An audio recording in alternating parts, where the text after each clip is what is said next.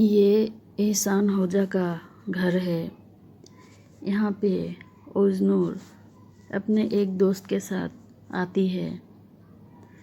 एहसान होजा जिन जाति के सहारे ब्लैक मैजिक करते हैं।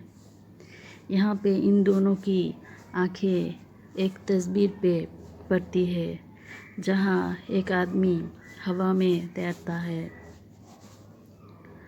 कुछ ही देर में एहसान होजा का असिस्टेंट एक औरत इन दोनों को कपड़ों से सिर ढक के एहसान होजा के पास ले जाती है।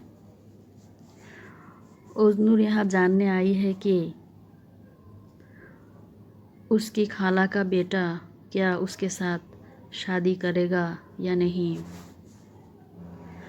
होजा इन दोनों को दुआ पढ़ने के लिए बोलते हैं और इनका सवाल का जवाब अभी मिलेगा, ये बोलते हैं। ये है एहसान होजा। कुछ जला हुआ कोयला एहसान होजा पानी में डालते हैं और कुछ पाठ पढ़ने लग जाते हैं। कुछ ही देर में ओज़नूर के दोस्त के ऊपर एक जिन पॉजेस कर लेता है और ओज़नूर को बोलता है कि उसे उसका खाला का बेटा कुदरत से दूर रहना चाहिए, क्योंकि वो उसके मौत का कारण बनेगा। एहसान होजा भी उसे कुदरत से दूर रहने के लिए बोल देते हैं। इसके बाद 12 साल बाद की कहानी है। ओज़नूर एक आदमी से मिलने जाता है जो कि कुदरत है और इन दोनों में लड़ाई चलती है, क्योंकि ओज़नूर कुदरत की 4.5 महीने की बच्चे की माँ बनने वाली है और ये दोनों की अभी तक शादी नहीं हुई है और कुदरत अभी ओज़नूर के साथ कोई रिश्ता नहीं रखना चाहता। इस बात को लेकर इन दोनों में बहुत ज़्यादा झगड़ा होता है। झगड़े के दौरान कुदरत ओज़नूर को धक्का मार देता है और उसकी ब्लीडिंग शुरू हो जाती है। कुदरत जल्दी से अपने एक दोस्त को कॉल करके एम्बुलेंस लाने के लिए बोलता है। इधर कुदरत के घर पे उसकी एक बीमार माँ है जो बिस्तर से उठ नहीं सकती और खुद से कुछ भी कर नहीं सकती है। कुदरत की बीबी निशा अपने सास को बहुत प्यार से टेक केयर करती है। कुदरत की अंधी बेटी भी है जिसको निशा बहुत प्यार करती है। कुदरत ओज़नूर के पास हॉस्पिटल में जाता है और फिर से उसे बोलता है कि वो अब ओज़नूर के साथ कोई रिश्ता नहीं रखना चाहता और इसके ऊपर उसकी मिसकैरेज भी हो चुकी है। आज के बाद ओज़नूर कुदरत से कोई भी कांटेक्ट करने की कोशिश ना करे तो ही अच्छा है। ओज़नूर बहुत रोने लगती है। कुदरत उसको छोड़ के चले जाते हैं। रात को घर जाने के बाद ओज़नूर की बेटी और निशा के साथ बात करके ये तीनों सोने जाते हैं।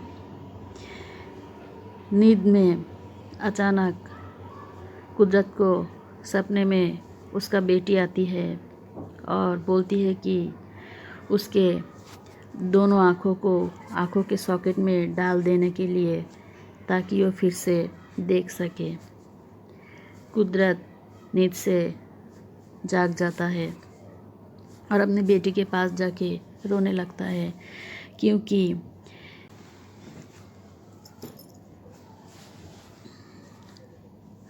निशा जब प्रेग्नेंट थी तब उसको टाइम पे हॉस्पिटल नहीं लेकर जाया गया, इसलिए इन दोनों की बेटी जायदा की आँखों के नस पेट में ही ख़राब हो चुका था, इसलिए ये जन्म से अंधी है। यह है ओज़नूर की सास और ओज़नूर एक विधवा है। ओज़नूर की पति का नाम है अली इस्माइल। ओज़नूर अपने सास को बोलती है कि वो अपनी एक दोस्त की बेटे का खातना में जाना चाहती है और उसकी सास मना कर देती है। इसलिए ओज़नूर बहुत गुस्सा होती है और वहाँ से चली जाती है। अगले ही दिन ओज़नूर दोस्त के बेटी का खातना में जाने के लिए घर से बाहर होकर कुदरत को कॉल करती है। कुदरत उस वक्त मस्जिद में था।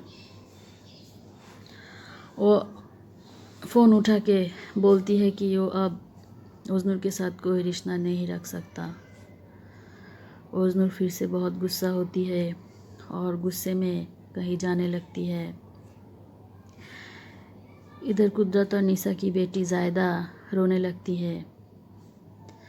जब निशा उसको पूछती है तब वो बताती है कि उसके साथ बहुत बुरा हुआ और ये बात उसके पापा को ना बताई जाए। ओज़नूर होजा के पास जाती है और उसके साथ क्या क्या हुआ सब कुछ बोल देती है। होजा ओज़नूर को बोलते हैं कि उन्होंने ओज़नूर को पहले ही मना किया था, कुदरत से दूर रहने के लिए बोला था, लेकिन फिर भी अभी वो एक पिग स्पेल यानी कि सुअर वाली जादू करेगा। इससे अगले 5 दिनों में कुदरत की बीवी निशा और उससे ब्लड रिलेटेड जो भी है सब मर जाएंगे। इसके लिए ओज़नूर को निशा की बाल, नेल और ब्लड में से कुछ लाना पड़ेगा। होजा जब ओज़नूर को पूछती है कि घर पे और कौन कौन रहता है, तो ओज़नूर ने बताया कि घर पे निशा के साथ उसकी बेटी ज़ायदा और कुदरत की माँ रहती है। होजा ओज़नूर को बताता है कि इस काम के लिए बहुत सारे रुपए भी लगेंगे। ओज़नूर होजा को इस काम के लिए अपने सोने के कंगन और बहुत सारे पैसे भी दे देती है।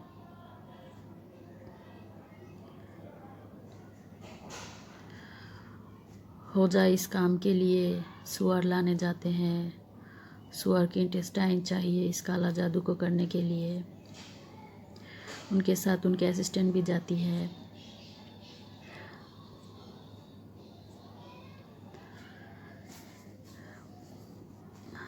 घर जाते वक्त ओज़नूर सोचती है कि होजा ने उसको बोला था कि एक ताज़ा लाश लगेगा जिसके पैरों के हड्डी पर कुरान पाक की कुछ कलाम लिख के उसको सुअर के इंटेस्टाइन से लपेटना पड़ेगा।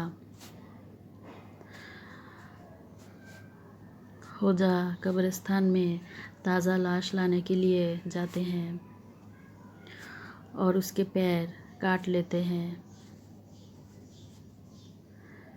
ओज़नूर निशा के कुछ चीज़ें लाने के लिए कुदरत के घर जाती है। वहाँ पे जाके उसकी बेटी और निशा के साथ प्यारी प्यारी बातें करती रहती है। बाथरूम जाने के बहाने निशा के कुछ चीज़ें ढूंढने लगती है और उसे कुछ बाल मिलती है और एक सैनिटरी नैपकिन मिलती है जिसमें खून लगा हुआ रहता है। निशा ने आके उसको बुलाते ही वो जल्दी से उन चीज़ों को अपने बैग में डाल देती है। बातचीत ख़त्म करके सबको विदाई लेके वो बाहर चली जाती है। रास्ते में उसको कुदरत मिलती है। कुदरत फिर से उसको मना कर देता है और वो फिर से बहुत गुस्सा होती है। ओज़नूर होजा के पास जाके उनको ब्लड से सनी हुई सैनिटरी नैपकिन और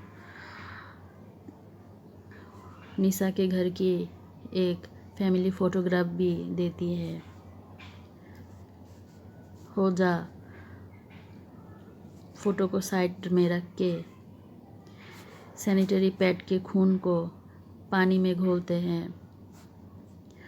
उसके बाद लाश के पैरों के हड्डी पे सुअर के इंटेस्टाइन को लपेट के साइड में रख देते हैं और फ़ोटो के ऊपर कुछ पाठ लिख के उसको ब्लड में भिगो के उसके 5 टुकड़े करते हैं और बोलते हैं कि इस टुकड़े को अगले 5 दिन कुत्तों को खिलाया जाए।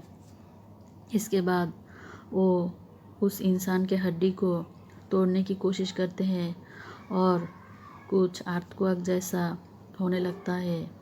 जब ये हड्डी टूट जाता है तब पता चलता है कि जिन ने उनकी इस ब्लैक मैजिक को कबूल कर लिया है और जिन उनका ये काम कर देगा।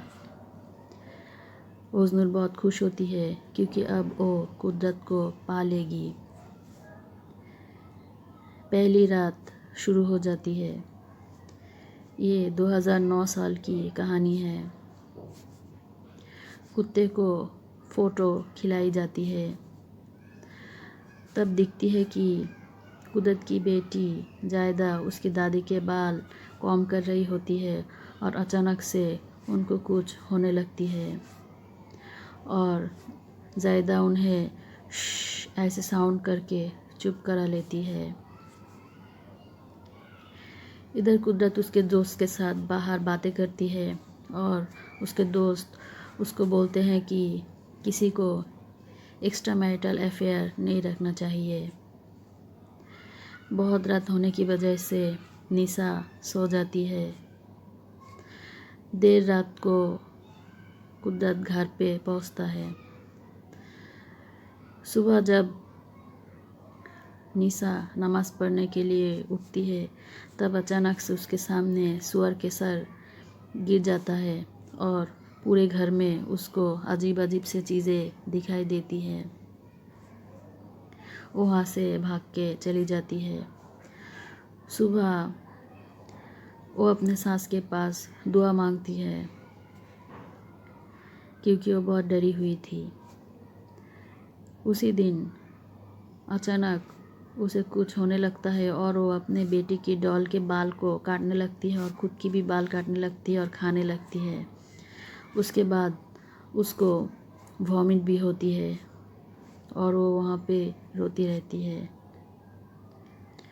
ओज़नूर बहुत सैड होती है क्योंकि निशा के साथ उसकी ब्लड रिलेटिव जायदा भी मर जाएगी। रात को कुदरत को निशा सब कुछ बोलती है और कुदरत उसको डांट देती है। ओज़नूर कुदरत के घर के बाहर जाती है चेक करने के लिए कि ब्लैक मैजिक का कुछ असर हुआ कि नहीं। दूसरी रात शुरू होती है। ओज़नूर कुदरत के घर के बाहर से अपने घर देर से लौटती है। उसकी सास के पूछने से बोलती है कि निशा के साथ बात करने के टाइम बहुत ज़्यादा हो गया इसलिए देर हो गई और वो सोने चली जाती है। अचानक से उसको दिखती है कि उसका मरा हुआ पति दीवार पे सिर पटक रहा है और उसको बोल रहा है कि तुमने हमेशा उस आदमी को प्यार किया इसीलिए मैंने ब्लेड से सुसाइड कर लिया। और वो जल्दी से चीखने लगती है और उसके सास आके उसको पूछती है कि क्या हुआ और वो बोलती है कि उसको एक बुरा सपना आया था और वो चली जाती है।